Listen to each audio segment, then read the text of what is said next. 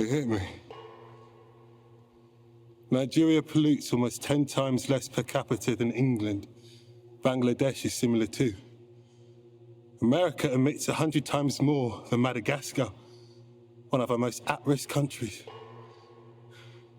It seems to me some of the people who are the most affected are the ones who've been historically stolen from. Climate change is modern colonialism. I mean, I talked to you about the Industrial Revolution, where big things took hold like our mass pollution.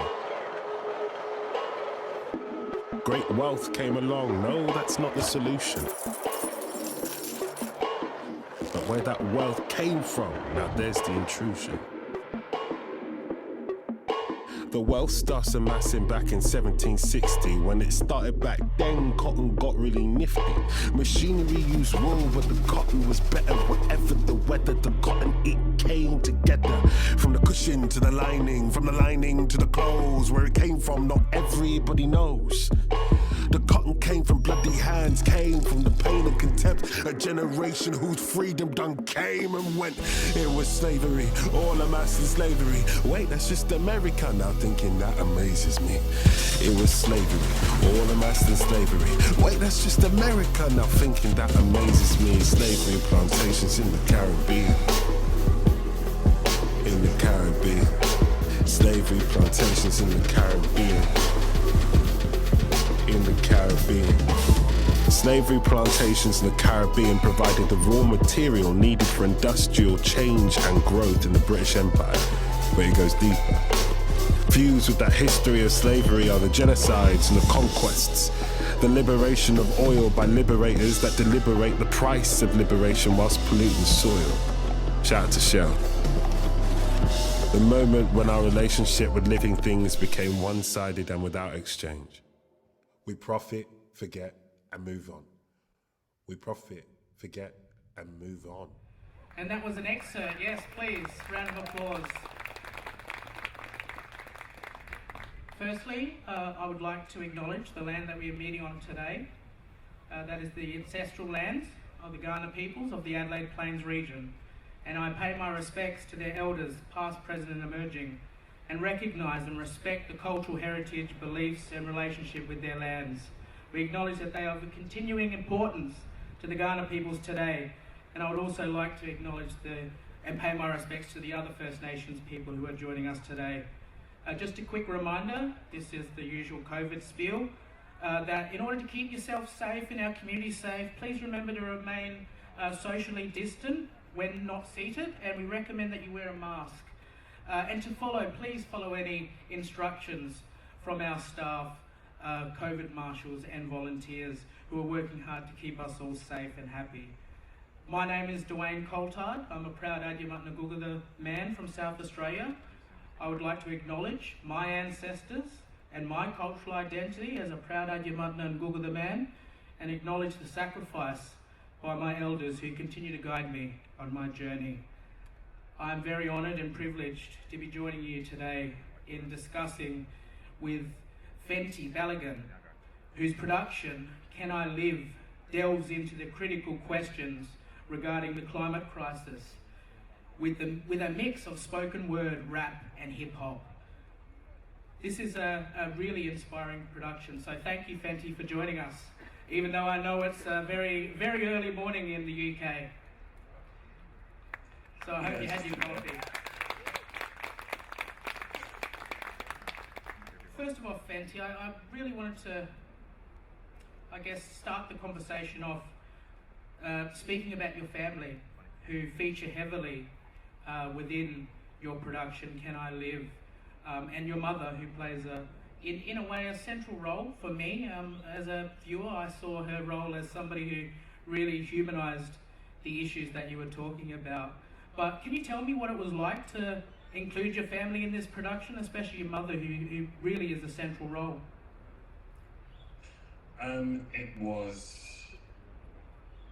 It's really interesting because it wasn't just about the politics, it was the performance. I don't think my mum understood what my job is, I think she spent a lot of time being a bit overwhelmed, actually, by the sort of vast nature of the thing that we were trying to make. In terms of the actual text, the work that we're trying to do, I think, as with most people, it's something on everybody's mind, but never the priority. It's something everybody knows is so dangerous and important, but because there's so many other things in life to deal with, it's only when you're asked to really reflect that you can connect the dots. And I noticed that happening when I spoke to my uncles, to my grandma, to my mum. Only when you're given the privilege of time can you connect the dots of what's really going on. So that was a really interesting thing to observe. Yeah, it is, and especially for somebody like myself who's been very much inspired, motivated and guided and by my family, by those, I guess, important people in your life who are the role models, who guess set your values and determine that, you know, what you're going to do is going to make a difference. I must admit, in the film you speak about your dreams of becoming a superstar, becoming, you know, a celebrity, I guess, in a sense, an actor. But what I found really interesting was, again, going back to your mother and her role, is that I felt she stood out like the star in this production. For me, it was just that conversation she had in a very human and real way that identifies and solidifies the fact that, hey, we have such strong matriarchs in our community, and in our families who provide so much support for us, but also other guiding lights. What was her role in kind of getting this story up and running for you? Because to me, it's like she does play a central role. You know, she absolutely does, but interestingly, she was more an antagonist than she was the hero.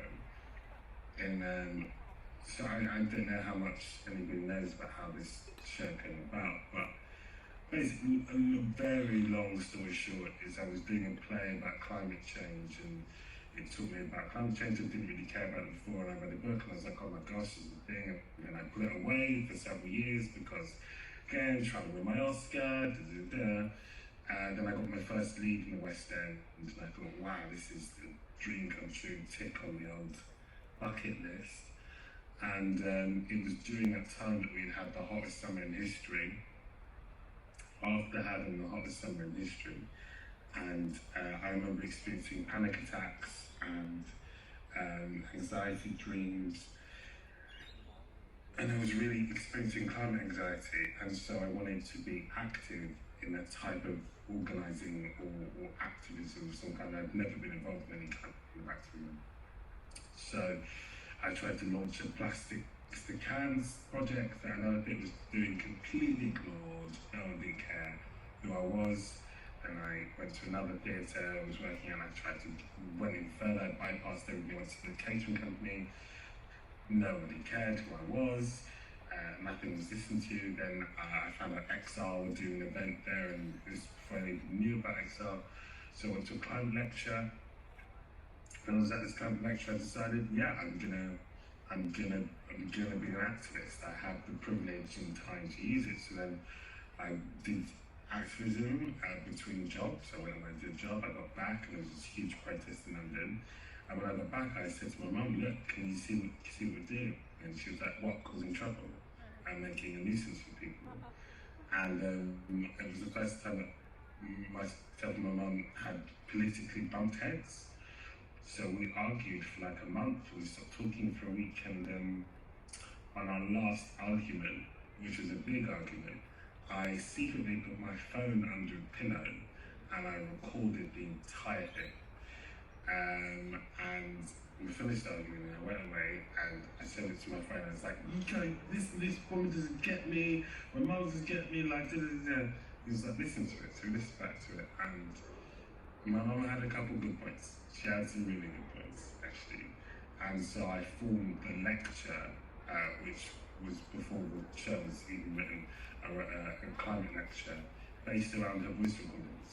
So So I would use her voice recordings to explain the opposite opinion of mine and explain how these two opinions might work together and centering communities of colour. And then that became the show. So you're absolutely right, my mum is the star, because without her, none of it would have happened. That's such a beautiful story to tell, and it definitely does come across from the screen, is this beautiful relationship, even though it is, like you said, you butt heads. We all do butt heads with our family. It's what family does, but it presents a unique opportunity to educate one another. And like you said, it was hard to, I guess, prioritize what was happening with the climate in the world that we live in, where there are so many different issues and so many different crises that we are going through. But what you do in your film is really connect, really highlight these issues and leave it up to the viewers then to decide how do these connect to, in terms of their own community.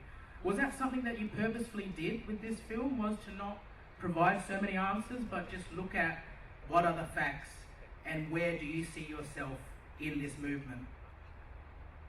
Yeah, I think the most important thing was not to blame people.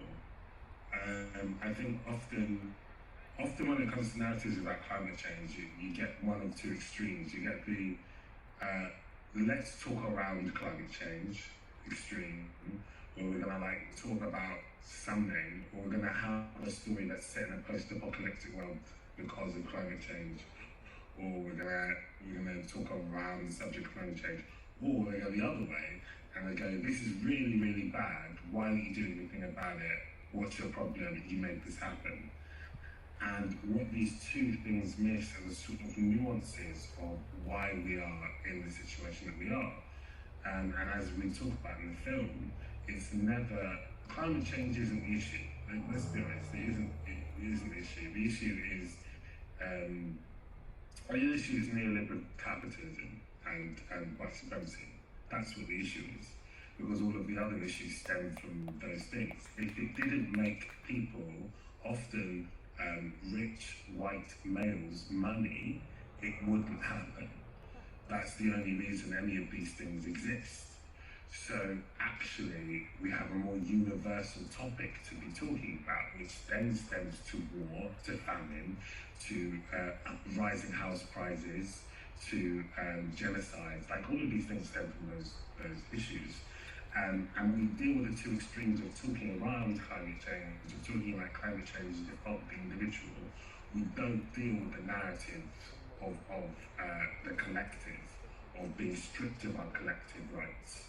And that's why I really wanted to do this piece, was to try and get that actually unspoken of narrative very simply talked about, and open the door into that discussion of, hey, how do we as a collective move forward, as opposed to how do I, the one person at fault, divvy my recycling up so I don't kill my grandkids, kind of thing, is what I thought was really important about making this space and any work that I make in the future. It does, and it really opens it up in the course of your opening rap and that first kind of musical taste you get of the fact that our promises are dishonest. The narrative that we are sold, that we are led to believe in, is something that is a lie. We only recently, in the Australian context, you think about, we went 200 years without actually recognising that Aboriginal and Torres Strait Islander people were here before Europeans rocked up. It was only in 1990 that we had that legal recognition of the occupation of this country by Aboriginal and Torres Strait Islander people. So it's not only in the sense of having to delve into this issue, but it's having to then fight and educate against misinformation and educate against, I guess, these narratives that are out there to demonize, in a way, communities who are the most vulnerable and the most at risk when it comes to the climate crisis. So to me, it is about, I guess, opening up that dialogue and having those tough conversations, but you've done it in a way that really does highlight the fact that it feels very youthful. It feels very, very youth-driven, and this inspiration, this fire from young people to be more awake and awoken to what is actually happening, not just in their communities, but you know, within their nation, also within the international community. Was that something that you purposely did, was to create this, I guess, youthful movement to be the kind of way to engage with young people on issues that are important to them? I think it being youthful is like a lovely byproduct of it being accessible. It is built so that everybody could understand a very complex idea, and it is built with a sort of passion and brightness that is unmitigated by a sort of seriousness of depression. I think sometimes we think that activists and activism must, by its importance, be depressive. It must involve pain, and it must involve torment in some way, and you're not an activist unless you are in some way tortured. And I think the removal of that and the centering of joy within exploration and empowerment can bring that youthful aspect to it, can open its arms out wide to all different types of people. And I think proxy being a young person, people will see themselves in me.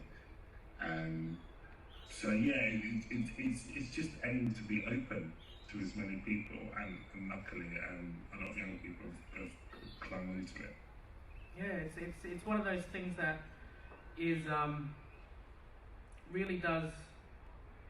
It's the simplicity in the way you deliver some of the messages that really does hammer home the point that this isn't right. You know, it does not sit well with the audience when you hear some of these facts.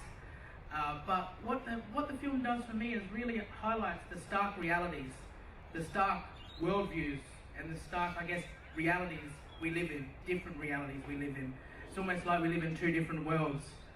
How can we then come together in order to, like you said, create that collective when you do have such a divide between, I guess, the haves and the have-nots? Yeah, I think it's really. I had a conversation with myself with a friend of mine the other day. I was reading a book, and she was reading a book. She was reading a book about anti-Semitism and racism, and I was reading an entirely different book, and she was reading it as a person of color, and she was and a Jewish woman, and she was looking at the duality of these two types of oppressions. And one of the things that we talked about is that it really helps when talking about oppression to reference the privilege within it. It really helps to give little shout outs to all the different aspects of the things that bring us to where we are.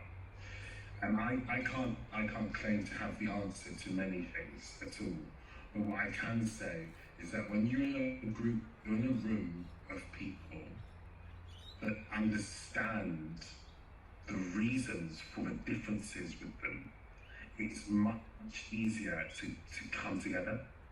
It's much easier to come together when you know that the person who has and the person who hasn't understands the structures that provided them to either have or have not. Otherwise we move with ignorance, and with ignorance we move in a circle, and we want to break the circle and have a much wider conversation. And within that requires an incredible amount of kindness and community. As oppressed peoples, we are often asked to be incredibly patient, to be incredibly understanding, and to give out energy to educate. And I think that with all problems, with depression, with all problems, with change, especially systemic change, it has to be everyone, everything, all the time. So it has to be those that have the power and the time and the breadth to be able to explain. It has to be those that can give those people the support in order to do that. It also has to be those that don't have the time for it. But in order for any of these things to happen, there has to be an aspect of kindness and community. And this kindness is not something I wishy-washy, sort of like, oh, love thy neighbour, great, but like, the practicality is, if my neighbour stabbed me, if my neighbour historically has stabbed me and doesn't know that this is true of them, doesn't know that every person that looks like them has historically done me wrong, my guard is always going to be up. It's always going to be up. So there needs to be an acknowledgement of these structures that have brought us here.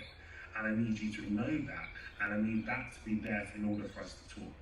And this has to be in this incredibly safe space. So to boil it down, what I'm saying is extraordinary kindness and understanding, openness in order to educate and have a dialogue. I think all of these spaces need to come, and we do this by centering the people that don't have a voice, by centering the people who are the most affected by these issues, because we often in everyday life center the other people. And when we build spaces, when we decolonize a space, the language of community becomes much easier. And those dialogues become much easier because they are not centered on a viewpoint of I am wrong, I am hurt, and therefore I must leave or be angered or come into dialogue. That's a very colonized way of thinking of a space. And I think the more that we decolonize those spaces, the more that we add kindness and love, the more able we are to build and go forward, is my personal opinion. Yes, please. That was an amazing response, Fehinti, and it really does highlight in the world that we live in the day and age that we live in, where the most radical thing you could do is be honest. The most radical thing you could do is tell the truth in this climate of denial when you think about it, because we are constantly passing the buck.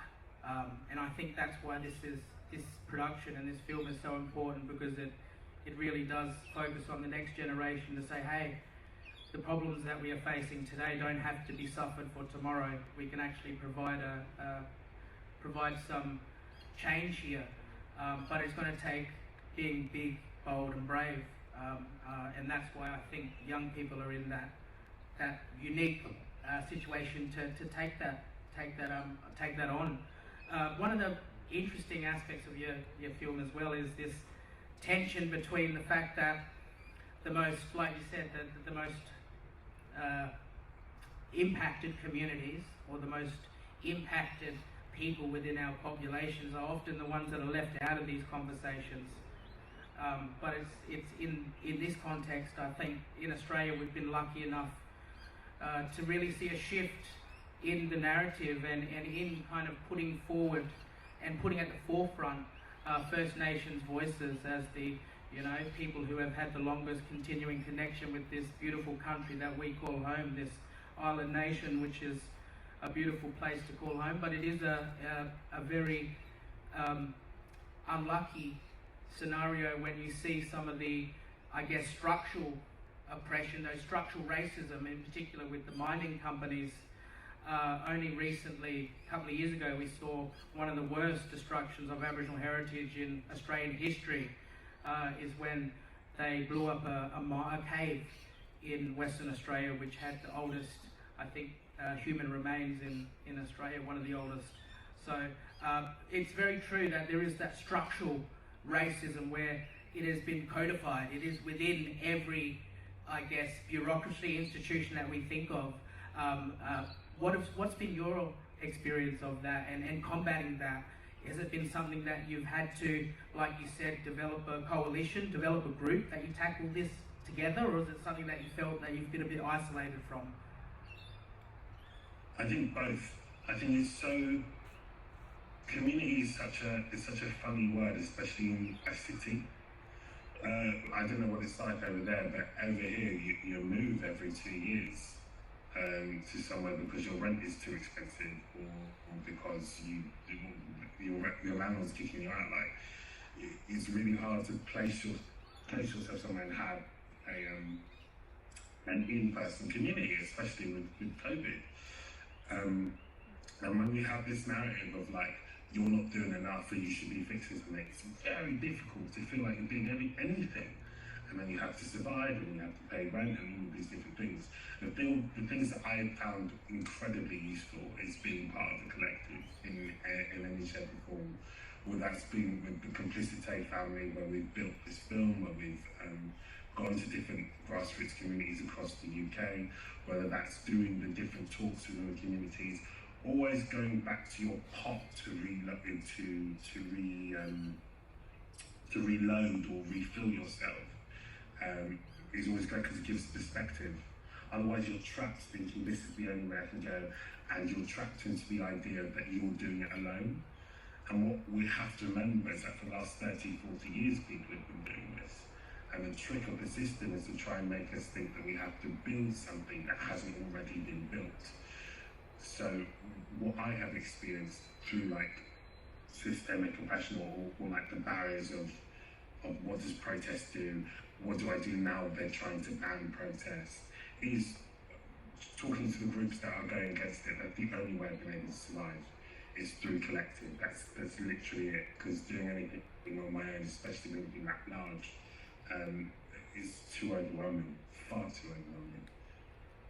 Yeah, that's very true, and that's how I've experienced, I guess, my involvement in the climate movement, the climate crisis movement, is the fact that, yeah, it can feel isolating and overwhelming when you think about the magnitude of what we're trying to do, but it's only together as a collective that we can actually make the change that we desire, and it's about building each other up.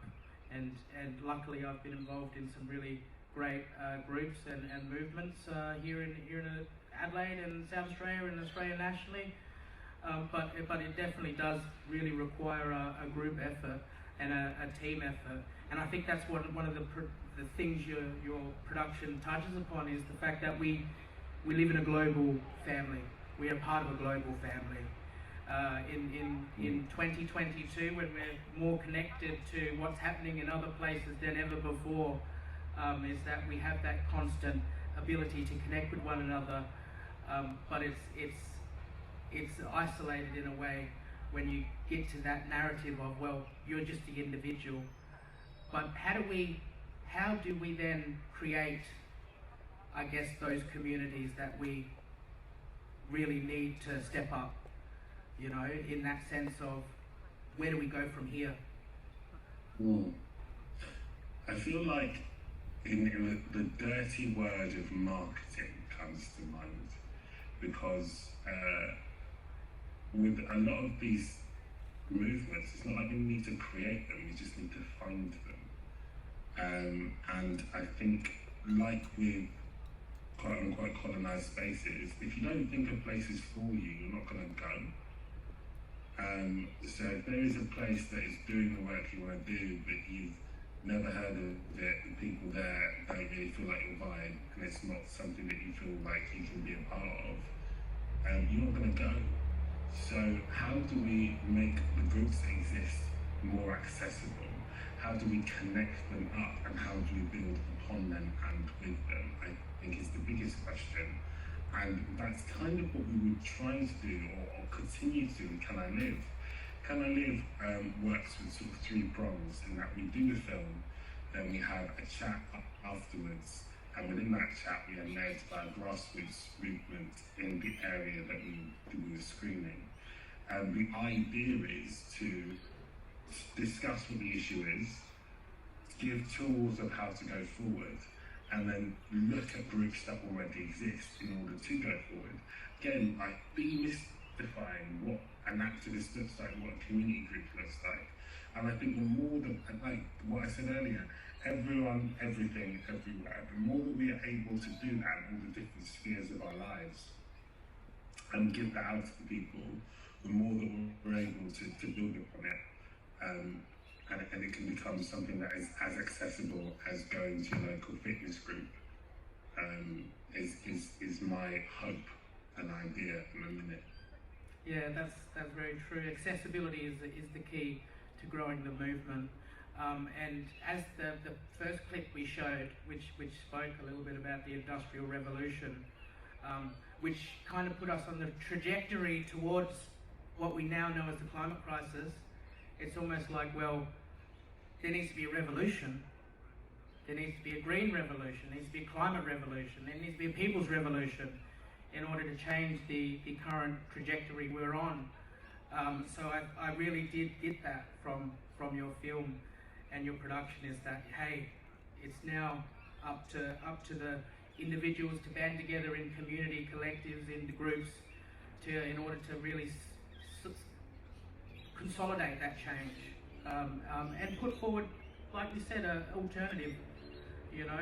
But again, as I said, your film talk, you know, mentions about this global family, but also the real reality that in some parts of the world, people who stand up for their country, who stand up for the environment, are often murdered or under the most serious conditions. Something that, you know, I myself, you know, have never experienced or had to worry about. So I think that's really important to note, is that, you know, we are a part of a global family, and that part of our family is, I guess, at the mercy of really terrible regimes.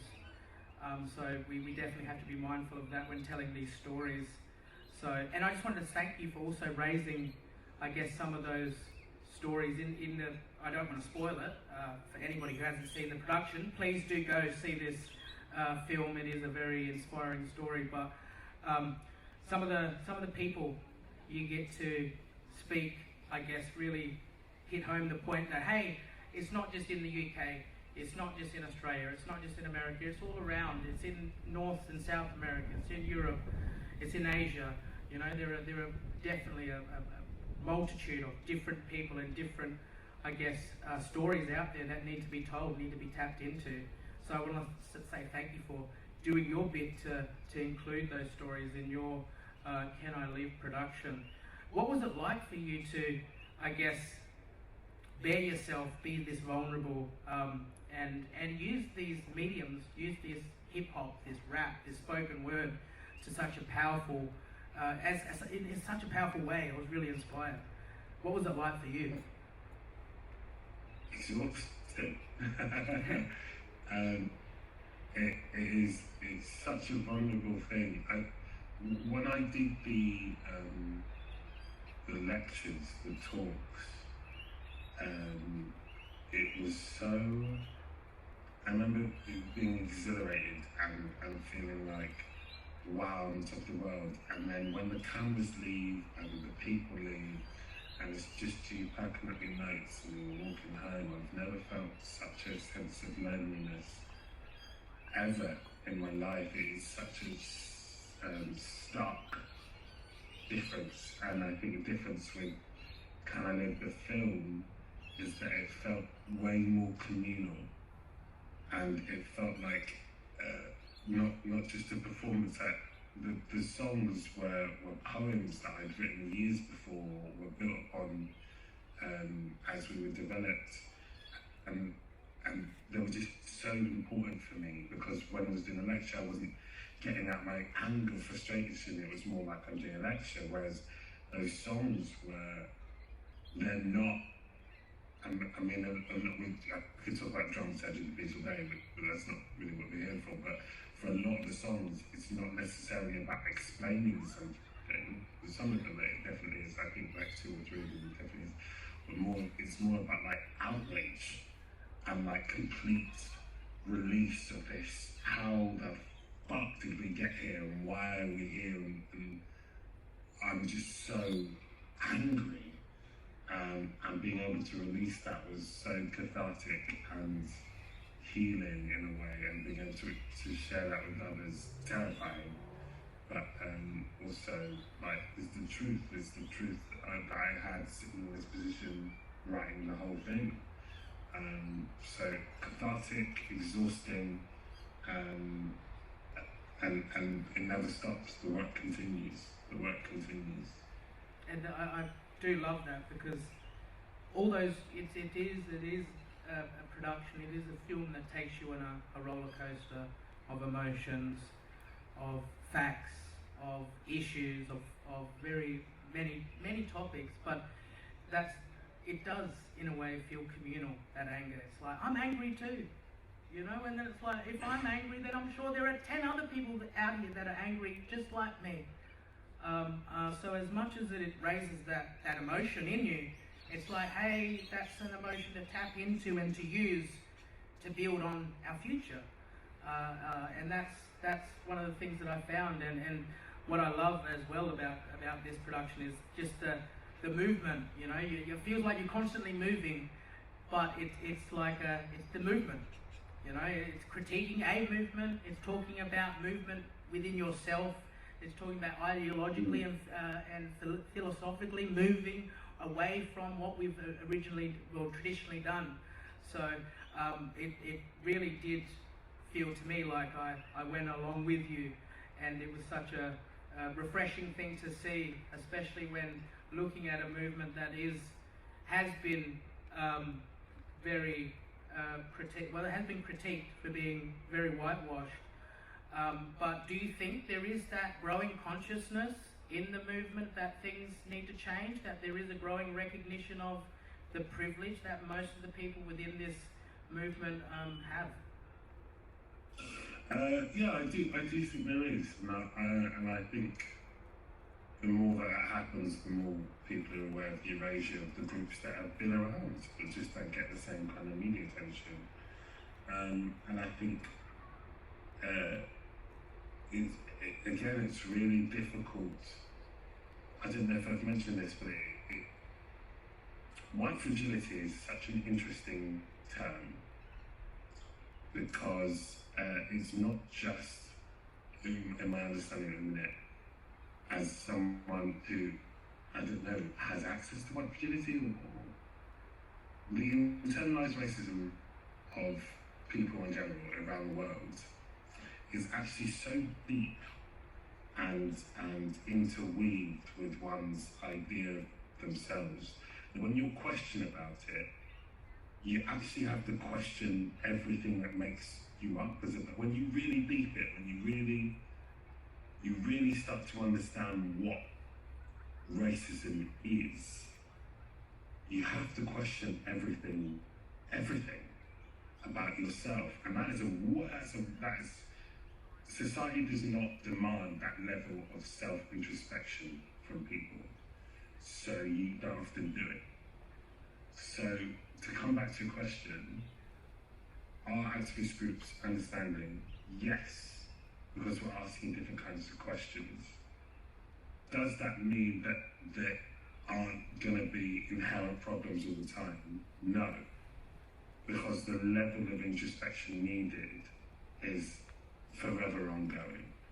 And I think when you think you have no time, you don't spend the time to do that, because it's not important to you until it is important to you, if that makes sense. So yes, it's getting better. Yes, we need more time. The level of spiritual introspection needed is way more than we allow ourselves time for. And I don't know if the court of public opinion, meaning the bigger sphere of discussion, and that's sort of outside of activist groups, but more the observation of activist groups, and allows for the level of kindness and openness we would need to rid ourselves of the constructs of the system. Yeah, that's very true. And it does raise, I guess, that question is, you know, kindness, that ability to be empathetic and compassionate about the circumstances we're all in, I think is the biggest driver towards creating that change, and that cultural change away from the superficial, ignorant kind of, you know, a very superficial outlook, but actually delving in deeper. It's also wisdom and kindness. I think wisdom is so underrated when it comes to kindness, in the same way that we can feel like an argument is a bad thing, or that anger is a bad thing, or that tears are a bad thing. They're not bad things, they're expressions of things. And I think there is an aspect of kindness that will go, you made this person feel bad, so therefore you're bad. And that's how I'll deal with the situation, as opposed to the wisdom of what in this situation allows you to feel this way. Because a person can't make you feel something. It's how you took something. So let's deal with this situation as opposed to what we perceive. And that kind of wisdom and kindness can really open up these really amazing and interesting conversations. I think kindness by itself, in the way that it is advertised, can be a bit dangerous, because it doesn't allow the time to really see what you need to see and why you think that way. Why is it you see that person to be a bad person, you see that person to be a good person, and why these binaries so constricted? It's really, yeah. That was a really good point you made about wisdom, and it's a perfect segue, I guess, into the beautiful gift Australian people have in having the oldest continuing culture in the world. Here, in our beautiful home. And learning from that wisdom in terms of how did this group of people sustain this country in such a way that created an environment where we all flourished. And it really is an invitation, I guess, is to be wise. A common saying from my elders was, everybody has to sit under the learning tree. Everybody has to sit under the learning tree. There is no other ways about it. And a lot of the time my old people used to tell me is that education is life.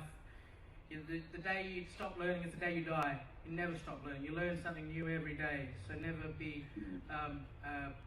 never fool yourself into thinking you know everything, because you don't. So I would like to thank you, Fehinti. Just amazing conversation we've had. I know I've just felt like I've ignored everybody out here. Just too busy looking at you and, you know, our bearded brotherhood here. But I wanted to open it up now, and if there are any questions from the audience, we'd be taking some question and answers from Fehinti if you'd like. Don't be shy. I've just spent this whole 45 minutes yapping away. Or we might have a question.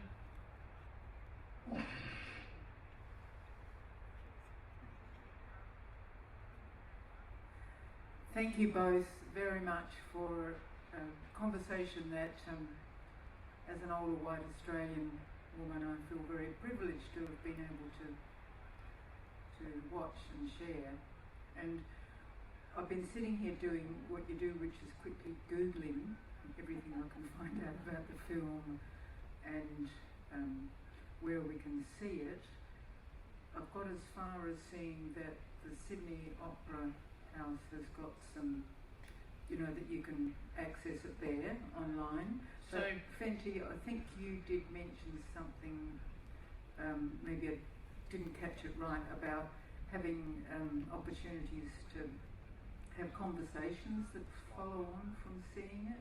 Anyway, Dwayne just a quick note. I will mention. I did mention earlier is that there are the QR codes with the climate action page, and you'll actually be given that QR page will take you to a link to watch the film. It'll be live until June, so we encourage people to please use the QR codes.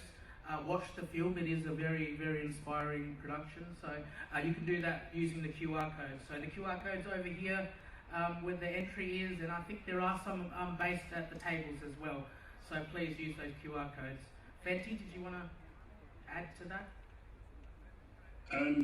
Yeah, I mean, we're hoping to do more screenings this year, so I guess keep your eyes peeled on us. And we've been having discussions, so it's coming. Are you on, just quickly, Fehinti, are you on social media? Do you have a Twitter page that people can follow you on? Yeah, it's just Fehinti Balogun. That's Fehinti Balogun.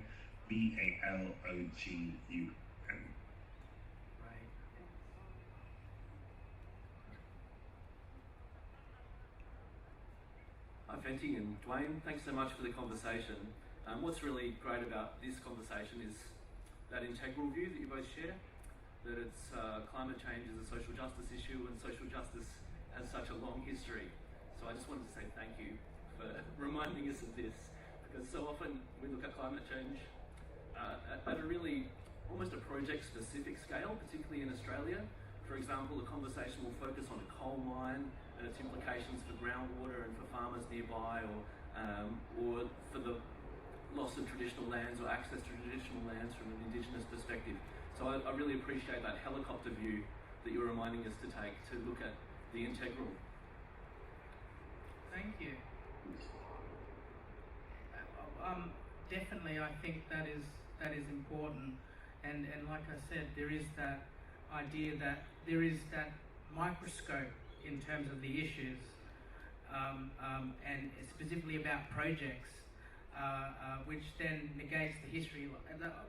Which is why I love working with groups like Seed Mob, the Indigenous Youth Leadership group on the climate action movement, and they speak about climate justice. And we need climate justice, means land justice, means social justice, means all these ideas that are connected in terms of justice, in terms of righting those wrongs that are perpetrated against communities who haven't had any power. And time again, I see communities who are underfunded, under-resourced, under pressure, then are expected to lead campaigns to protect their communities, and it's like that just does not commute. You're putting communities even more traumatic situations by then giving them this false hope.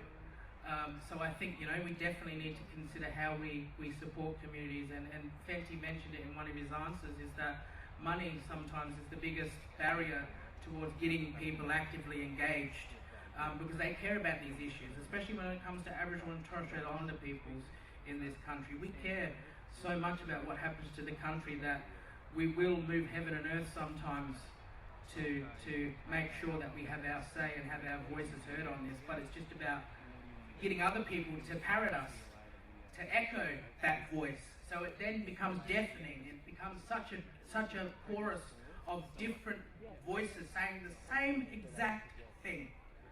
That's when we can really start to move on some of these issues. Thank you for your question.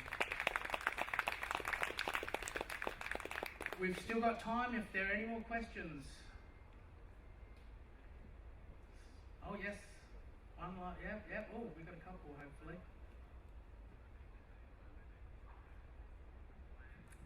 Thank you, thanks for that.